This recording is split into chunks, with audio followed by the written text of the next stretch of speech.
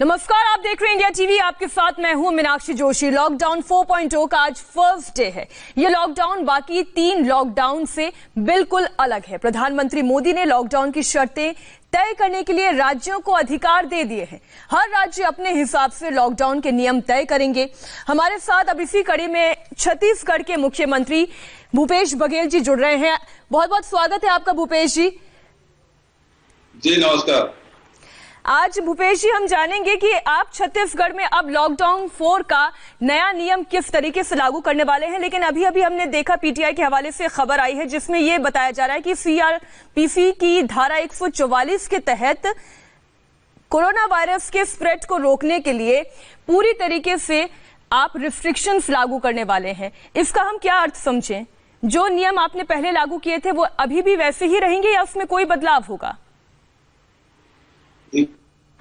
भारत सरकार ने जो नियम बना दिए हैं और उसमें तय हो गया कि क्या क्या करना है, क्या नहीं करना है, हमको केवल लागू करना है। कि आपने जैसे पहले कहा ना कि नियम बनाने का अधिकार राज्यों का है, तो नियम बनाने का अधिकार राज्यों के लिए नियम बना के भारत सरकार ने दे दिया है और केवल उसको इम्प्लीमेंट करने का अधिकार राज्यों को दिया गया है।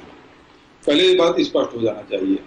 और उसके हिसाब से ये है कि हमने पिछले बीसी में मांग किया था कि red zone, green zone, orange zone करने का अधिकार राज्यों को मिलना चाहिए।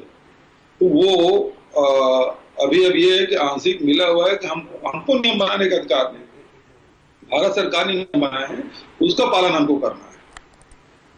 जी, तो यानी मैं ये समझूं कि जो आप रेड जोन बनाएंगे या उसके साथ साथ बफर जोन और कंटेनमेंट जोन बनाएंगे, ये अधिकार राज्य के पास जो है, आप उसी के अधिकार का इस्तेमाल करते हुए आप ये जोन क्रिएट करेंगे। जी जी। लेकिन 3 महीने तक जो धारा 144 लगी रहेगी, इसके बारे में आप थोड़ी जानकारी दें। उसका ये है कि 144 धारा तो हम लोगों ने 18 मार्च को ही लागू कर दिया था और कल वो समाप्त हुआ।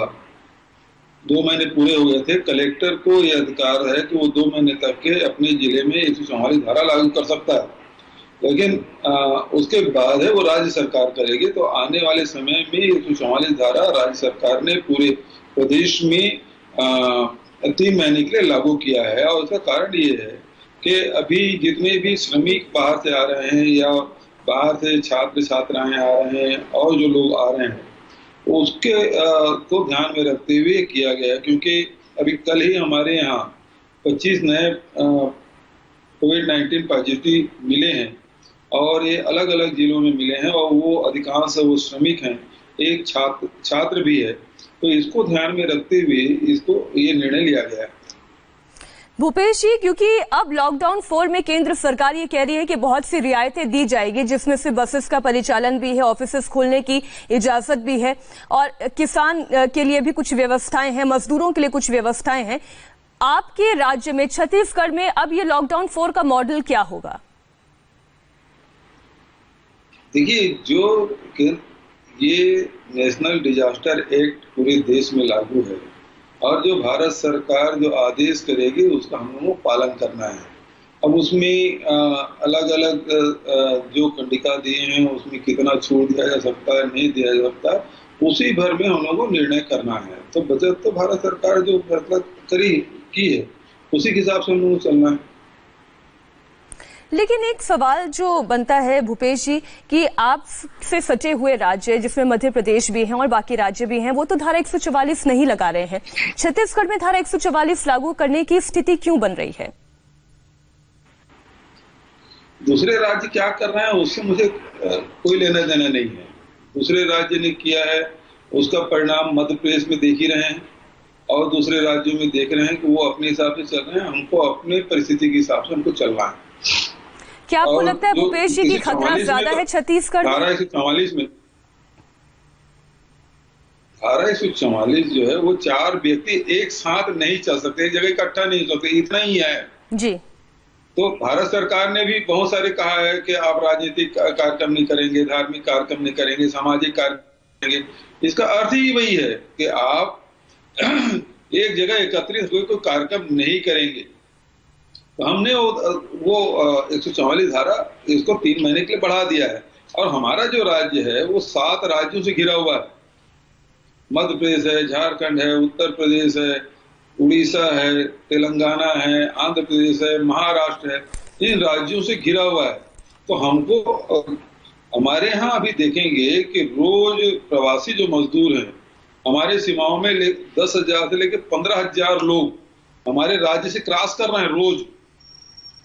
कोई हजारों की तादाद में उड़ीसा, झारखंड, उत्तर प्रदेश, मध्य प्रदेश यहाँ जा रहे हैं। तो उसको ध्यान में रखते हुए सभी फैसले किए गए हैं। भूपेश जी, जो दर्शक इस वक्त छत्तीसगढ़ से आते हैं वो आपको सुन रहे होंगे, वो शायद आपसे ये जानना चाहेंगे, जो ग्रीन जोन है वहां पर ऑफिसेस खोलने की इजाजत दे रहा है केंद्र सरकार, हालांकि इसका निर्णय आप लोगों पर ही छोड़ा गया है। तो क्या आपको लगता है कि जो ग्रीन जोन है वहां पर ऑफिसेस खोलने चाहिए, जो किसान है वो किसानी कर सकते हैं, और क्या बसेस का परिचालन ग्रीन जोन और ऑरेंज जोन में हो पाएगा? हम जिलों के अंदर में ही फैसला करेंगे। हम प्रदेश के बाहर में किसी प्रकार के मतलब जो बसें हैं, अंतर्राज्यीय जो बस सेवाएं हैं, वो हम संचालित नहीं होने देंगे। जी, यानी आप ये कह रहे हैं कि बाहर से आने वाली बसेस अब आपके प्रदेश में दाखिल नहीं होंगी और ना यहाँ से बसेस जाएंगी बाहर की तरफ। क्या दफ्तर खोले जाएंगे? दफ्तर सारे देखिए, अभी तो हमने जो मंत्रालय है सबसे पहले उसे बंद किया था और सारे अधिकारी 33% कर्मचारियों के साथ मंत्रालय खोले गए हैं। तो इसी प्रकार से अलग अलग जिलों में जो परिस्थिति उसके हिसाब से कार्य किया जाएगा। और जहाँ तक की बात जिला स्तर के अधिकारियों की है, तो उसमें भी वही अधिकारी जा रहे हैं जिसको बहुत जरूरी है, क्योंकि अभी जो कोविड-19 है वो फैलाव की स्थिति में है। तो इसलिए हम लोगों को ध्यान रख के ही सब फैसले करने हैं। जी भूपेश जी, और प्राइवेट ऑर्गेनाइजेशंस जो हैं या फिर अगर हम कहें फैक्ट्रीज जो हैं, क्या उन्हें भी खोला जाएगा? वो हमारे यहाँ वैसे खुल चुके हैं जी, वो सभी प्लांट हैं वो खुल चुके हैं, लेकिन पूरी क्षमता के साथ काम नहीं कर रहे हैं, क्योंकि उनको तो जो उनके जो प्रोडक्शन है उसे बेचने की भी आवश्यकता है। तो वो उस हिसाब तो ध्यान में रखते हुए ही वो फैसला करते हैं, लेकिन उत्पादन से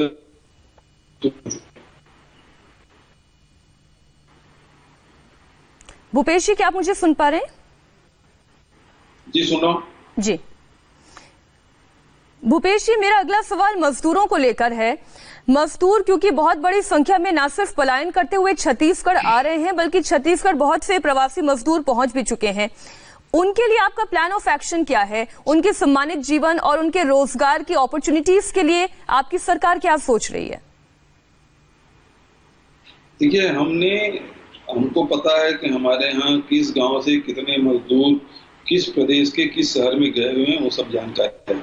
और जैसे जैसे आ रहे हैं उसको हम क्वारंटाइन सेंटर में रखे हैं, और इसीलिए छत्तीसगढ़ में 16,499 क्वारंटाइन सेंटर हमने बना रखे हैं, और वहाँ उनके भोजन की भी व्यवस्था हमने कर दी है और रहने की भी व्यवस्था कर दी है। तो और गांव वाले उसको बराबर ध्यान दे रहे हैं, उसके रहने खाने पीने की भी व्यवस्था कर रहे हैं, और जो फिजिकल डिस्टेंसिंग है उसको भी मेंटेन किया जा रहा है, नंबर 1। और उसकी टेस्टिंग भी की जा रही है। सभी जो जिलाधीश है उसको ये जिम्मेदारी दी गई है कि वो सब ये फैसला करें। दूसरा जो महत्वपूर्ण बात है कि हमारे प्रदेश में हजारों के तादाद में, चाहे वो गुजरात हो, चाहे आंध्र प्रदेश हो, चाहे तेलंगाना हो, महाराष्ट्र हो, इससे बड़ी संख्या में लोग यहाँ आ रहे हैं, और वो तादाद 10 से 15,000 प्रतिदिन।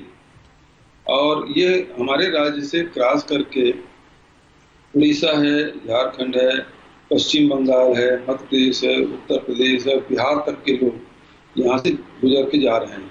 तो उनके भी व्यवस्था हमने की है, उनके लिए बस है, और उसके खाने पीने, और तो और हमने चप्पल तक की व्यवस्था की है, जिनके यदि चप्पल जूते नहीं है वो भी उनको हम लोग उपलब्ध करा रहे हैं, ताकि किसी प्रकार के हमारे प्रदेश से गुजरने वाले प्रवासी मजदूरों से तकलीफ ना हो।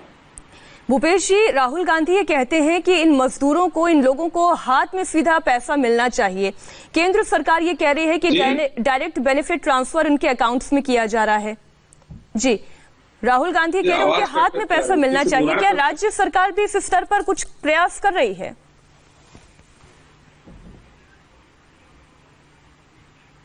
देखिए, 20 लाख करोड़ के पैकेज जो घोषित किया गया है उसमें श्रमिकों के लिए कुछ नहीं है। और ये 20 लाख करोड़ कब तक के लोगों को मिल जाएगा कि 1 महीने मिलेगा, 3 महीने मिलेगा, 6 महीने मिलेगा, साल भर में मिलेगा, 5 साल में मिलेगा, इसके बारे में निर्मला जी ने कुछ नहीं कहा है। और श्रमिकों के लिए तो कुछ भी नहीं है। यदि उनके हाथ में पैसा आ जाता तो आज राहुल जी ने कहा कि 7,500 रुपया उनके खाते में डाल दीजिए, तो बिना काम धंधे के जो लोग अलग अलग प्रदेशों में थे वो श्रमिक सड़कों पे नहीं आते। यदि उनके पास खर्च करने के पैसे होते तो निकलते नहीं, मजबूरी में जो निकले हैं। और वो कारण यही है कि पूरे लाखों मजदूर सड़कों पे हैं। और इसीलिए माननीय राहुल गांधी जी ने जो बात कही है वो इसी मजदूरों के लिए कहा था कि उनके हाथ में पैसा आ जाता तो ये स्थिति आज जो देश में भयावह स्थिति बनी वो नहीं बनती। इसलिए भूपेश जी, मैं आपसे ये जानना चाह रही हूँ कि जब आप ये कहते हैं कि finance minister Nirmala Sitharaman daily soap, उनकी आर्थिक जितनी भी घोषणाएं हैं, मदद की घोषणाएं हैं, आप उन्हें डेली सोप कह रहे हैं। आप ऐसा क्यों कह रहे हैं? क्योंकि ये तमाम घोषणाएं हर वर्ग के लोगों के लिए हैं। किसके हाथ में क्या है आप बता सकती हैं? आप वहां बैठे हैं, आप 20 लाख करोड़ की घोषणा भी है और मीनाक्षी जोशी जी को क्या मिला ये बता सकती हैं आप? किस उद्योगपति क्या मिला ये बता सकती हैं? भूपेश जी, मीनाक्षी जोशी को क्या मिला ये महत्वपूर्ण नहीं है, लेकिन मजदूरों को क्या मिला ये महत्वपूर्ण है। इसलिए मैं आपसे ये जानना चाह रही हूँ कि जब राहुल गांधी की सलाह को छत्तीसगढ़ के मुख्यमंत्री अपने राज्य में अगर मानने की कोशिश करते हैं तो वो खुद मजदूरों के हाथ में क्या कैश देते हैं या उन्हें क्या रोजगार देते हैं? देखिए, छत्तीसगढ़ ने जो किया है वो आपको मैं बता देता हूँ। छत्तीसगढ़ ने यहाँ के गरीब लोगों के जो 56 लाख परिवार हैं 70 किलो चावल 2 महीने का मुफ्त में दिया। 23 लाख मजदूर यहाँ रोज काम कर रहे हैं जो देश में सर्वाधिक है। यहाँ 44% जंगल है, लघु वनोपज संग्रहण कर रहे हैं। उसमें चाहे महुआ हो, इमली हो, चाहे तेंदुपत्ता हो, सैकड़ों करोड़ की राशि उन आदिवासियों को जो जंगल में रहते हैं उनके हाथों में दिया है। और अभी 5,700 करोड़ से अधिक की राशि किसानों को देने जा रही है। वो 21 मई को राजीव जी के जो शहादत दिवस है उसमें हम लोग नगद वितरण करने जा रहे हैं, जिसकी प्रथम किस्त उस दिन जारी होगा। तो राज्य सरकार के अपनी सीमाएं हैं और उस सीमाओं के तहत हमने वो राशि दी है। और यही कारण है कि छत्तीसगढ़ में इस प्रकार से भगदड़ नहीं मची है जो दूसरी जगह दिखाई दे रहा है। तो छत्तीसगढ़ ने तो किया है और यही अपेक्षा हम भारत सरकार से कर रहे हैं। हमने तो मांग की थी कि मनरेगा मजदूर को 200 दिन किया जाए, एमएसएमई सेक्टर में सीधा राशि दी जाए। आप लोन दे रहे हैं, उनको अभी आर्थिक मदद की जरूरत है, उनको मजदूरों को देना है, उनको सामान खरीदना है और जो उसके लिक्विड मनी की आवश्यकता है, ये राशि देने के लिए हमने 30,000 करोड़ की मांग की थी। तो यही बात हम करें, यदि हमको दे देते तो हम यहाँ के जो छोटे उद्योग हैं, मंझोले उद्योग हैं, वो सीधा उसको बेनिफिट देते तो उसका लाभ मिलता। अभी आपने जैसे कहा कि श्रमिकों के लिए आप दिए हैं, तो जो रजिस्टर्ड श्रमिक हैं उसको कुछ लाभ मिल सकता है, लेकिन करोड़ों के तादाद में जो अनरजिस्टर्ड जो लेबर हैं उसके हाथ में कुछ नहीं आएगा। ये अंतर दिखाई देता है। तो अभी जितने जो धारावाहिक निर्मला जी ने 5 दिन तक दिखाया है उसमें किसके हाथ में क्या है वही तो मैं कहने जा रहा हूँ। भूपेश जी, तो राज्यों के मुख्यमंत्रियों के साथ जो प्रधानमंत्री की वीडियो कॉन्फ्रेंसिंग के जरिए मीटिंग हुई थी, क्या आपने उसमें ये मांग रखी थी और कौन कौन सी ऐसी मांग थी जो प्रधानमंत्री ने अपने इस लॉकडाउन 4 के नियमों में लागू की है? देखिए, मैंने जो मांग की थी वो 30,000 करोड़ की सहायता राज्य सरकार को दी जाए। मैंने मांग की थी कि मनरेगा के मजदूर को 200 दिन किया जाए। मैंने मांग किया था कि राज्यों में जो लोन है उसको मुलतवी किया जाए, जो ब्याज है उसे माफ किया जाए और जो लोन लेने की जो सीमा है उसे बढ़ाए जाने की मांग मैंने की थी। उसमें तो कुछ मिला नहीं। जितने मैं पत्र आपको भेज देता हूँ, आप देख लीजिए जी। मैंने जो प्रधानमंत्री भेजा है वो सारे पत्र मैं आपको दे देता हूँ, मेरे पास है सारे पत्र। यानी आप ये कह रहे हैं कि छत्तीसगढ़ सरकार की ओर से जितनी भी मांगे रखी गई, प्रधानमंत्री ने उनमें से एक भी मांग स्वीकार नहीं की? जो आर्थिक पैकेज की बात है उसको तो बिल्कुल स्वीकार नहीं किया गया। जी, आपकी एक और मैं राय देख रही थी, आप ये कह रहे हैं, मांग कर रहे हैं कि केंद्र कॉर्पोरेट सोशल रिस्पॉन्सिबिलिटी यानी CSR के तहत जितना भी व्यवसायियों ने पैसा PM केयर्स फंड में दिया है वो पैसा छत्तीसगढ़ सरकार को दिया जाए। बिल्कुल ठीक सुना आपने। हमारे यहाँ NNBC खदान चल रही है, हमारे यहाँ भिलाई स्टील प्लांट चल रहा है, हमारे यहाँ साउथ ईस्टर्न कोल ब्लॉक चल रहे हैं, हमारे यहाँ वेदांता के प्लांट हैं, और ये सारे CSR के जो पैसा है वो भारत सरकार ने ले लिया है। ये तो यहाँ के लोगों के लिए पैसा है। ये CSR के पैसा किस में खर्च किया जाएगा? जो औद्योगिक गतिविधि चल रही है, जो खनन से प्रभावित लोग हैं, उसके विकास में उसको प्रभावित लोगों के लाभ देने के लिए वो योजना है।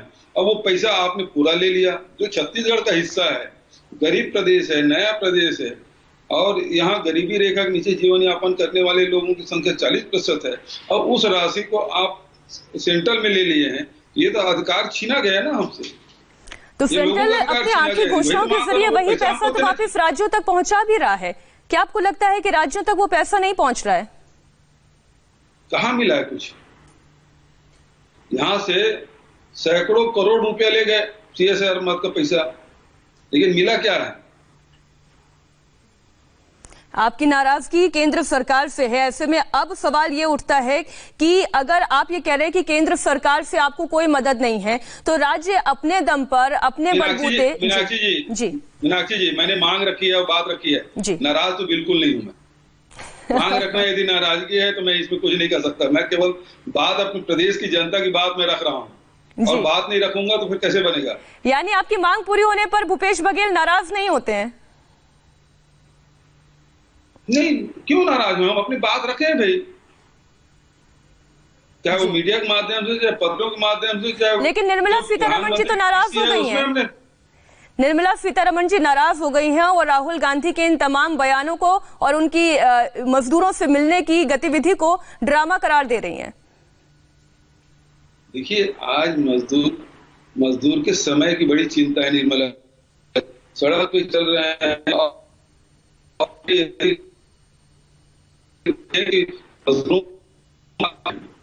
निर्मला जी, आपने तो इन मजदूरों का जीवन बर्बाद कर दिया है। वो दर दर भटकने के लिए बाध्य हैं। उसके पास न खर्च करने का पैसा है, न खाने का पैसा है, न इलाज करने का, और चप्पल खरीदने के पैसे नहीं है। जो वाटर बोतल है, पानी की बोतल है, उसे काट के अपने पैरों में बांध के चल रहे हैं। और ये आप इस प्रकार से कर रही हैं क्या? ये तो बहुत दुर्भाग्यजनक है।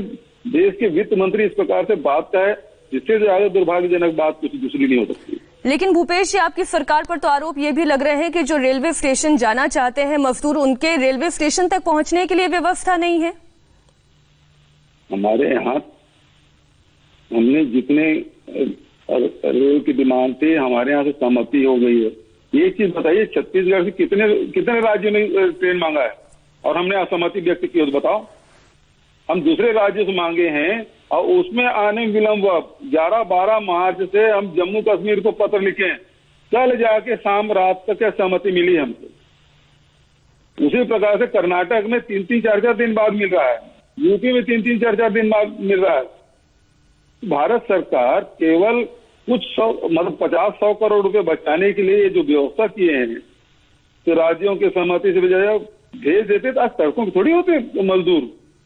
आपको लगता है ट्रेन की संख्या और बढ़नी चाहिए? देखिए, ट्रेन की संख्या आप बढ़ाएं, लेकिन सवाल इस बात का है कि लोगों का धैर्य टूट चुका और दूसरे लॉकडाउन के बाद लोग सड़कों पर उतर आए। आपको उसी समय ट्रेन चालू कर देना था। बिना किसी प्रायर तैयारी के आपको नहीं लगता कि अगर उस वक्त ट्रेन शुरू कर दी जाती तो तब भगदड़ और मच सकती थी, तब कोरोना वायरस के फैलने का खतरा और ज्यादा होता लॉकडाउन की वजह से, और धीरे धीरे स्टेप बाय स्टेप आगे बढ़ने की वजह से कुछ हद तक हम कंट्रोल कर पाए हैं, वरना कम्युनिटी स्प्रेड बहुत जल्दी हो चुका होता? यदि आप ऐसा कर रहे हैं तो गुजरात में रोज लाठीचार्ज आप दिखा रही हैं मजदूरों का, क्यों हो रहा है भाई? आपके निर्णय के हिसाब से यदि सही है तो फिर गुजरात में रोज लाठीचार्ज क्यों हो रहा है? रोज वहां मारपीट क्यों हो रहा है? पुलिस के साथ जुमाझटकी क्यों हो रहा है? और लोग वहां से ट्रक किराया करके झारखंड जा रहे हैं, बिहार जा रहे हैं। ये आपके जो निर्णय है वो सही नहीं था। कम्युनिटी स्प्रेडिंग तो अब भी हो रहा है। अभी देखिए हमारे यहाँ केवल 59 केस थे, अब वो कल ही अचानक दूसरे प्रदेश से आए जो श्रमिक हैं उसको पॉजिटिव मिला, वो बढ़ के 92-93 हो गया है। लेकिन 92-93 तक पहुंचना और हजारों लाखों तक भूपेश जी कम्युनिटी स्प्रेड का पहुंच जाने में बहुत बड़ा अंतर है। अगर ऐसा आप कह रहे हैं तो आप जो बात मनीष तिवारी कह रहे थे, सर मेरी बात सुन लीजिए फिर आप जवाब दीजिएगा। जो मनीष तिवारी जो बात कह रहे थे मुझे बहुत हद तक आपकी बात उसी के संदर्भ में नजर आती है। मनीष तिवारी यही कह रहे थे कि लॉकडाउन से हमने क्या खोया, क्या पाया, हमें इस पर चिंतन करने की जरूरत है। अगर लॉकडाउन नहीं होता तो क्या आपको नहीं लगता कि ये बहुत बड़ा डिजास्टर हो सकता था? WHO ये कह रहा है, देश के दुनिया के बड़े बड़े देश ये कह रहे हैं कि भारत का मॉडल मानने योग्य है, समझने योग्य है, और आप ये कह रहे हैं कि बहुत देर कर दी हमने। देखिए यदि 24 तारीख लॉकडाउन की 20 तारीख को सारे ट्रेन में श्रमिकों को कहते हैं कि आप कर्तव्य चले जाए, आज लाखों जो श्रमिक हैं सड़कों पर भी जो चल रहे हैं वो तो नहीं देखने को मिलता। ये व्यवस्था तो आपने की नहीं। और कम्युनिटी स्प्रेड की बात है तो सबसे अच्छा उदाहरण तो आप चाहे भारतीय जनता पार्टी के राज्य के हैं तो गोवा है, यदि कांग्रेस शासित राज्य के हैं तो हमारे छत्तीसगढ़ है। हमारा तो 7 राज्य जो घिरा हुआ है और उसके बाद भी हम रोकने में सफल रहे। मध्य प्रदेश हमसे जुड़ा हुआ है, महाराष्ट्र हमसे जुड़ा हुआ, हमसे जुड़े हुए हैं। वहां की स्थिति देख लीजिए और छत्तीसगढ़ का देख लीजिए। हमारे यहाँ तो स्प्रेड नहीं हुआ, जितने आए वो बाहर थे और जो है उस तत्काल हम लोगों ने उसे आइडेंटिफाई करके उसकी इलाज शुरू कर दिया। भूपेश जी मैं मानती हूँ कि आप लोग की सरकार ने बहुत अच्छा काम किया होगा, कम्युनिटी स्प्रेड नहीं हो रहा है, उसमें आपकी सख्त नीतियां और जो धारा 144 आपने लगाई है उसका भी एक बड़ा असर होगा। लेकिन क्या आप ये बात नहीं मानते हैं कि अगर उस वक्त लॉकडाउन नहीं लगाया गया होता और अगर आज की स्थिति में अगर हम पहुंचे होते तो ये संख्या हजारों से ज्यादा लाखों में हो चुकी होती? आज आप अपनी सीमाओं को सील कर रहे हैं, बाहर से बसेस को नहीं आने दे रहे हैं और ना अपने राज्य से बसेस को बाहर जाने दे रहे हैं। इसके पीछे रीजन भी तो लॉकडाउन ही है। देखिए एक चीज बात ये है कि आपको पता चल गया था कि 30 जनवरी को पहला केस मिला है, उसी समय आप सारी व्यवस्था कर लेते। तो यदि ये पहले कर लेते, सारे लोगों को कह देते कि आप यदि घर जाना चाहें तो चले जाइए। जितने उद्योग हैं उनको कह देते कि भाई आप अपने मजदूरों को वहीं रखिए, खाने पीने की व्यवस्था वहां करिए। तो ये भगदड़ सड़कों पे लोग मजदूर क्यों आते? और जहां तक कि सीमा बंद करने की बात, तो भारत सरकार ने पहले हमने बंद कर लिया। हमने 9-10 मार्च की जो होली जली उसमें हमने होली किसी को मनाने नहीं दिया, अपने घरों में रहिए, सूखा होली खेलिए। सर होली तो पूरे देश में नहीं मनाई गई। हाँ तो दूसरी बात हमने उसका कड़ाई पालन किया। यहाँ तो ताली बजाने पे सड़कों पे निकल आते हैं थाली बजा के रोज। अब राजबाड़ा में इंदौर में क्या हुआ, वहां राजबाड़ा इंदौर में शाम को 7 बजे के बाद जूते निकाल दिए। तो ये स्थिति जो बनी है इस प्रकार के, उसके कारण से फैला हुआ। यदि आप हमें क्या किया भूपेश जी, आप ये कहना चाह रहे हैं, आप ये कहना चाह रहे हैं कि सरकार पहले लोगों को मरने के लिए छोड़ देती और फिर ये सोचते कि प्लान ऑफ एक्शन में हम ये करेंगे और ऐसा करेंगे। देखिए मीनाक्षी जी, ये सब आप अपने शब्दों पे ध्यान दें। हम लोग किसी को मरने की बात नहीं करें। मैं जिम्मेदार पद पे बैठा हूं और मैं इस प्रकार के शब्दों पे कतई विश्वास नहीं करता। क्षमा चाहूंगा, इस प्रकार के शब्दों का प्रयोग न करें आप। भूपेश जी, आपके लिए लॉकडाउन का एग्जिट प्लान क्या है? देखिए नेशनल डिजास्टर एक्ट लगा हुआ है और पूरे देश में जो कुछ करना है वो भारत सरकार को करना है। और उसके निर्देश का पालन राज्यों को करना है। तो जो निर्देश दे रहे हैं उसका हम लोग पालन कर रहे हैं। मैं यदि भारत सरकार पूछती है तो हम उसको जवाब देते हैं। 15 तारीख मांगा प्रधानमंत्री जी ने कि हमको सलाह दीजिए, तो हमने दे दिया, उसको लिखित में भेज दिया। लेकिन क्योंकि आप कोई नीति नियंत्रक पद पे बैठे नहीं है तो आपको सलाह देने कोई उचित नहीं है। भारत सरकार पूछे तो हम देते हैं और उसको दिए भी हैं। भूपेश जी, मैं एक आखिरी सवाल के लिए आपके पास आ रही हूं। आर्थिक गतिविधियों को बढ़ाने के लिए, क्योंकि हमें न सिर्फ लोगों की जान को बचाना है, उन्हें कोरोना से बचाना है, बल्कि साथ ही साथ आर्थिक गतिविधियों को बढ़ाते हुए अर्थव्यवस्था को भी आईसीयू में जाने से बचाना है। छत्तीसगढ़ का मॉडल क्या है? छत्तीसगढ़ में हम लोगों ने जो किया है, देखिए मैंने पहले बताया 23 लाख श्रमिक हमारे काम कर रहे हैं, मतलब श्रमिकों के खाते में पैसा जा रहा है। दूसरी बात है, हमारे यहाँ आदिवासी और जंगल बहुत हैं, हम उसके जो लघु अनुपज है उसको खरीदी कर रहे हैं, सैकड़ों करोड़ रुपए उसको दे रहे हैं। तो उसके पास भी पैसे की कोई कमी नहीं होगी। बल्कि इस साल तो महुआ जो भारत सरकार ने समर्थन मूल्य घोषित किया उससे 2 गुना, मतलब 17 रुपए घोषित किया, हम 30 रुपए किलो में खरीदे। जब सारी दुकानें बंद थी तो महिला स्व सहायता समूह के माध्यम से हमने खरीदी की। और तीसरी बात है, किसानों को हमने मजबूती देने के लिए अभी 21 मई को राजीव जी शहादत दिवस के दिन हम प्रथम किस्त देने जा रहे हैं। तो ये हमारा प्लान है। और जब ये इन वर्गों के पास पैसा होगा तो व्यवसाय व्यापार अपने आप चलेगा। अब सवाल इस बात का है, उद्योगों को संचालित करने के लिए भारत सरकार मदद दे, यही मांग हम लोगों ने किया था। जी, आपको क्या ये लगता है कि जैसे ट्रेन चलाई गई हैं, बसेस का कुछ परिचालन शुरू हुआ है, उसी तरीके से हवाई यातायात को भी शुरू किए जाने की संभावना बन सकती है? चाहे रेल हो, चाहे हवाई यात्रा हो, चाहे राज्यों के बस संचालन की बात है, ये राज्य सरकार से सहमति से ही संचालित होनी चाहिए। आपको क्या साथ साथ ये भी लगता है कि जो ये कोरोना का विस्फोट हुआ है भारत देश में, उसमें कुछ हद तक जमात भी जिम्मेदार है? इसमें देखिए, सबसे पहली बात ये है कि ये तो भारत की बीमारी है नहीं, ये तो विदेश से आया हुआ है, चीन से निकला और चीन से निकल के पूरी दुनिया भर में फैल गया, चाहे ईरान हो, इटली हो और यूरोप और अमेरिका से होते हुए हिंदुस्तान आया। यदि हवाई यात्रियों को ही उस समय हम क्वारंटाइन रख देते, क्योंकि बड़े लोग आ रहे हैं तो उसको पेड क्वारंटाइन में रख लेते, तो फिर ये बात होती नहीं। और उसके बाद तबलीगी जमात को आप छोड़ दिया, पूरे देश भर में भेज दिया, तो देश भर में फैलाने का काम हुआ। यदि उसको वहीं रोक लेते तब भी बात नहीं होती। बहुत बहुत शुक्रिया भूपेश बघेल जी हमारे साथ जुड़ने के लिए, और हम यही कामना करते हैं कि जिस तरीके से आपने छत्तीसगढ़ में कोरोना पर अंकुश लगाने का काम किया है, आगे भी आप उसी सुदृढ़ता के साथ छत्तीसगढ़ की जनता की भलाई के लिए काम करते रहें। बहुत बहुत शुक्रिया भूपेश जी। Thank you.